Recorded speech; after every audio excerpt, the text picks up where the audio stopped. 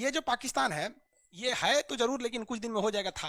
तो भारतीय नौसेना हमला कर दी थी पाकिस्तान के ऊपर, तो पाकिस्तानी कराची बंदरगाह छोड़ के भाग गया था। एक महीना में उलटा देगा, सोचा सीपीईसी रहे चाहे ना रहे, हम वही भारत है जो यहाँ से भगा दिए थे। लगा दो इस पाकिस्तान के जंग, इमरान खान इधर हम खान से टक्कर लगा देना, बर्बाद कर देंगे उसका। चलो देखो भाई, ये जो पाकिस्तान है, ये है तो जरूर, लेकिन कुछ दिन में हो जाएगा था। इसका सबसे बड़ा जो राज्य है, उस राज्य का नाम है बलूचिस्तान। ये पूरा का पूरा एरिया जो है, ये वाला एरिया इधर से इस साइड का इतना एरिया, ये क्या कहलाता है? बलूचिस्तान कहलाता है। ये बलूचिस्तान के लोग वैसे ही पाकिस्तान के लोगों से नफरत करते हैं, जिस तरह से जैसे हमारी कैसे कश्मीर समस्या है। कश्मीर वाला क्या कहता है सर कि हमारी आर्मी को मारने लगता है, तो बलूचिस्तान वाला पाकिस्तान की आर्मी को मारने लगता है। लेकिन यहां कंडीशन कुछ और है। हम लोग कश्मीरियों को केवल इसलिए वहां के आतंकवादियों को गोली मारते हैं क्योंकि वो कहते हैं कि हम देश से अलग होंगे, जबकि ऐसा नहीं है। जो आधार कार्ड भारत में बनता है वही कश्मीर में बनता है, जो राशन कार्ड कन्याकुमारी में वही है। हम लोग हर एक फैसिलिटी देते हैं, लेकिन फैसिलिटी देने का मतलब ये थोड़ी है कि आप टूट कर अलग हो जाइएगा। लेकिन पाकिस्तान यहां पर जुल्म अत्याचार करता है, हेलीकॉप्टर से गोली मरवा देता है। बताइए, यहां हम लोगों ने कश्मीर में कभी हेलीकॉप्टर से गोली मरवाया क्या? अगर गलती से किसी नागरिक को, जैसे पिछले महीने 3 नागरिक मारे गए थे, तो सेना ने, जिन सैनिकों ने उन पर गोली चलाया उन नागरिकों पर, उसको जेल भेज दिया सेना ने। सोचिए, इतनी डिसिप्लिन है। लेकिन पाकिस्तान के लोग बलूचिस्तान के लोगों पे बहुत ज्यादा क्या करते हैं? अत्याचार करते हैं। अब बलूचिस्तान पाकिस्तान में रहना नहीं चाहता है। अब भारत भी क्या कर रहा है? भारत सरकार भी बेवकूफी करती है। अगर पाकिस्तान के लोग कश्मीर में आतंकवाद को बढ़ावा देंगे तो भारत सरकार को भी पैसा दे देना चाहिए बलूचिस्तान के लोगों को। लो भैया, तुम भी बंदूक खरीद लो, बढ़िया से एकदम धोते रहो उन लोग को। समझ आ रहा है कि नहीं आ रहा है? ये जो पाकिस्तान है, यहाँ पर कई यहाँ एक बंदरगाह है, जिस बंदरगाह का नाम है ग्वादर बंदरगाह। क्या नाम है? ग्वादर बंदरगाह। एक एक करके हम समझते हैं। और यहाँ पर है कराची बंदरगाह। ये बंदरगाह का नाम भारत से जो सट के है, कराची बंदरगाह, और ये वाला का नाम है ग्वादर बंदरगाह। एक बार भारतीय नौसेना 1971 में युद्ध हुआ था ना, तो भारतीय नौसेना हमला कर दी थी पाकिस्तान के ऊपर, तो पाकिस्तानी कराची बंदरगाह छोड़ के भाग गया था। कहाँ भाग के गया था? ग्वादर बंदरगाह पर। कहां भाग के गया? ग्वादर बंदरगाह पर। अभी पाकिस्तान ने ग्वादर बंदरगाह दे दिया है चाइना को। किसको दे रखा है? चाइना को। और चाइना ने यहां से एक सड़क बना लिया है जिसका नाम है चाइना पाकिस्तान इकोनॉमिक कॉरिडोर, जिसको शॉर्टकट में कहा जाता है CPEC, China Pakistan economic corridor. अब इसको देखिए क्या है, हमारी सॉफ्ट नीति क्या चीज है। यहां आपको थोड़ा अपनी सॉफ्ट नीति पे बहुत अजीब सा लगेगा। ये देखिए हमारी नीतियां कैसी है, क्योंकि मीडिया में देखेंगे तो कुछ और दिखाएगा, रियलिटी कुछ और होती है। हमारे कश्मीर से होकर यह गुजरा है, पीओके से गुजरा है, लेकिन भारत सरकार इसे नहीं रोक पाई है, कभी नहीं रोक पाया। चाइना बना ले गया। लेकिन हम लोग, हिंदुस्तान के लोग, गलवान में अपनी सड़क बना रहे थे ना, तो चाइना घुस गया है अप्रैल से। सोचिए, अप्रैल से घुस गया है कि तुम अपने जमीन में सड़क मत बनाओ। मतलब वो साला इतना बड़ा सड़क बना के लेके चला गया और हम लोग नहीं रोक पाए। लोग समझा गया? हम लोग को क्या दिक्कत था? सीधी बात थी कि कोई भी देश यदि भारत की जमीन से कुछ नहीं करना था, संसद भवन में दिल्ली में एक प्रस्ताव पारित करना था, कोई भी देश यदि भारत की जमीन से अतिक्रमण करेगा, बिना हमारी पूछे इजाजत से सड़क ले जाएगा, तो हम उससे व्यापार नहीं करेंगे। तो पाकिस्तान से और चाइना से व्यापार वैसे ही ठप हो जाता है। या तो तुम रोको या तो व्यापार रोको, कोई एक रोको। लेकिन ना हमारे पगड़ी वाले मनमोहन सिंह रोक पाए, जो सनफ सरदार थे, 1.25 लाख से एक लड़ा वहां, और ना हमारे 56 इंच वाला रोक पाए लोग। कोनो ना रोक पाएगा सब। समझा गया? देखिए, चाइना और पाकिस्तान से बदला एक ही शर्त पे लेगा, जब कोई युवा 30 साल 25 साल की उम्र का जब प्रधानमंत्री बनेगा ना, बस उसको 1 महीना के लिए बना दो भाई, 1 महीना में उलटा देगा। सोचा सीपीईसी रहे चाहे ना रहे। भाई बहुत अजीब सा लगता है, हमारे देश से तुम कैसे ले आ गए। ये दिखाता है कि उन लोग की विदेश नीतियां कितनी स्ट्रिक्ट है चाइना की, और हम लोग को उलझा के रखता है। वो इतना उलझा देता है कि आप उधर सोच भी मत कीजिए। तो सीपीईसी किन 2 देशों को जोड़ता है? चाइना पाकिस्तान को। ये जोड़ देने से भारत के लिए एक बहुत ही बड़ा, बहुत मतलब क्या कहिएगा, एक बहुत जोर का झटका लगा इसको जोड़ने से। कैसे?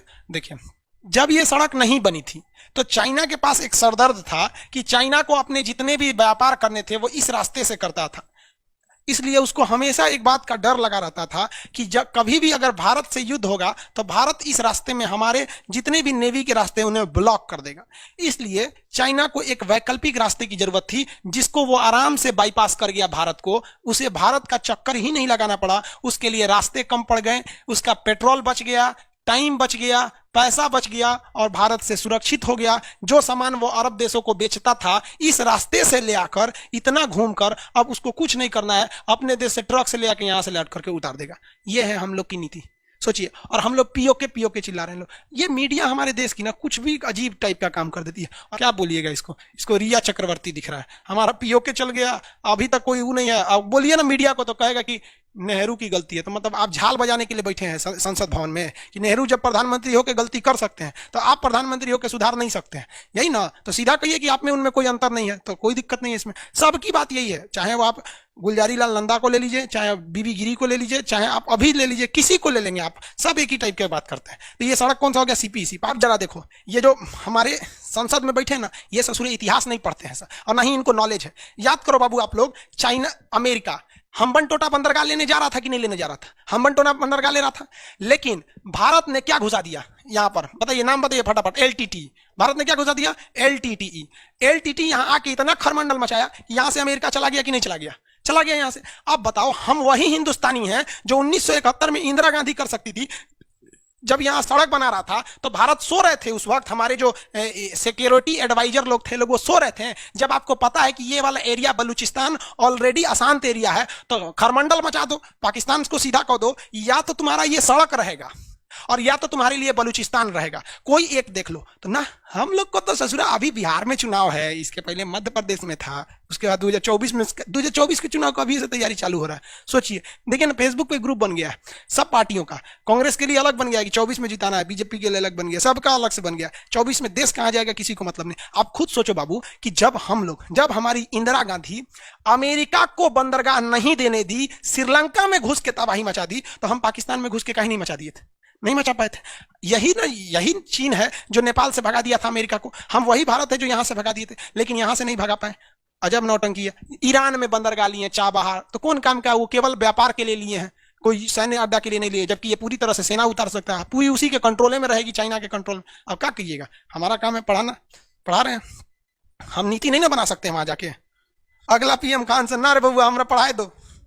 हम लोग को हम लोग क्या कहते हैं कि भैया पाकिस्तान तुमसे हमें कोई दुश्मनी नहीं है, केवल दो चीज सुधार दो, हमारा ये कश्मीर है, तुम यहाँ के कश्मीर को हमारा समझो और हमें ये दे दो, और हमारे यहाँ प्लीज यार आतंकवादी वगैरह भेजना बंद कर दो। वरना तुम्हें लगता है ना कि तुम्हारे यहाँ मतलब बहुत बड़का सूरवीर है, तो हमारे यहाँ भी सूरवीर की कमी नहीं है, लेकिन एक हरामीपन और एक इंसानियत में अंतर होती है, समझ गया? बस हम लोग को तो दो ही प्रॉब्लम है, बाकी तुम भी जियो ना यार, तुम भी जियो, हम लोग को क्या दिक्कत है? हम लोग की तो संस्कृति है यार, वसुधैव कुटुंबकम। अरे हम लोग से बढ़ की संस्कृति किसकी होगी?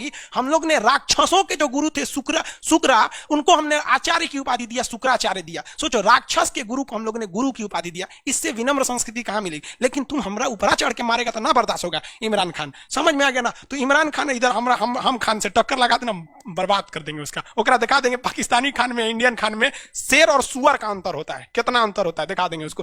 क्या करेगा? ओकरा तो बियाह कैला से फुर्सत नहीं मिल रहा, 4 गो बियाह कैले वहां पे। खैर छोड़िए, ये सब पाकिस्तान आता है ना, दिमाग खराब हो जाता है। इस चट्टा की वजह से हिंदुस्तान के हर मुसलमान को गाली सुनना पड़ता है यहाँ पे, हर मुसलमान को, क्योंकि सबको लगता है ये वैसे ही होंगे सब। यहाँ पर पढ़ना लिखना है नहीं सालों लोग को। चीन से व्यापार बंद करना चाहिए, अभी नहीं बंद करना चाहिए बाबू, पहले चीन की हर एक चीजों को सीख लेना चाहिए। चीन की कंपनियों को कहना चाहिए कि आप, चीन का कंपनियों को, कि आपका अगर मोबाइल यहां से 100 रुपया में आ रहा है तो हम इस पर 100 रुपया टैक्स लगा देंगे, 200 रुपया हो जाएगा, इसलिए आप ये मोबाइल को यहीं आके बनाइए, आपका 100 रुपया में होगा। क्यों? क्योंकि अगर वो आ जाती हैं तो टेक्नोलॉजी चुरा लेंगे, और नहीं आती है तो साला टैक्स लेके उनका कमर तोड़ देंगे हम लोग यहाँ पर। तो टेक्नोलॉजी चुरा लेंगे, उसके बाद 5 साल बाद व्यापार बंद कर दो। अचानक बंद कर दोगे ना तो हमारे देश में महंगाई बढ़ जाएगी। समझ में आ गया कि नहीं आ गया? पाकिस्तान का ये जो एरिया है ना, ये कहलाता है सिंध। ये क्या कहलाता है? सिंध कहलाता है। तो सिंध हो गया, और ये इसके ऊपर का एरिया कहलाता है पंजाब। सिंध हो गया और ये हो गया पंजाब। आपको पता है सिंध और पंजाब के लोगों को पाकिस्तान कहता है कि यही लोग असली पाकिस्तानी है, बाकी तो साले नौकर चाकर हैं सब, पंजाब और सिंध वाला। समझ आ गया कि नहीं आ गया? अब पंजाब तो हमारे पास भी है, पूरा पंजाब था तो हम लोग के पास आधा आ गया, और इस साइड के एरिया सिंध है। अब हमारे राष्ट्रीय गान में लिखा हुआ है पंजाब सिंध गुजरात मराठा द्राविड़ उत्कल बंगा। तो आंध्र प्रदेश के कुछ लोगों ने विरोध कर दिया कि हमारे राष्ट्रगान में पाकिस्तान का राज्य की चर्चा क्यों है, क्यों हमारे राष्ट्रगान में सिंध शब्द है। हम ऐसे लोगों से कहना चाहते हैं कि आपके पास 2 ऑप्शन है, या तो अपने राष्ट्रगान से सिंधु शब्द को हटा दीजिए, या ये भी तो हो सकता है हम साला सिंध को वापस ले आएंगे अपने भारत में, कि अगर तुम कश्मीर से नहीं हटेगा तो हम सिंध ले लेंगे। तो हमारे हिसाब से ना दूसरा रास्ता अच्छा है, हम अपने राष्ट्रगान में सिंध रखेंगे, और हमारी ये मंशा होनी चाहिए कि एक प्लानिंग होना चाहिए कि अगले 10 सालों में इस तरह से रणनीति बनाइए कि अगर पाकिस्तान तुम पीओके नहीं दे सकते हो तो हम सिंध ले लेंगे, और हम अपने अधूरे राष्ट्रगान को पूरे सम्मान से पूर्ण करेंगे। समझ में आ गया कि नहीं? आप सहमत है? दूसरे रास्ते से, पहला रास्ता गलत है। समझ में आ गया?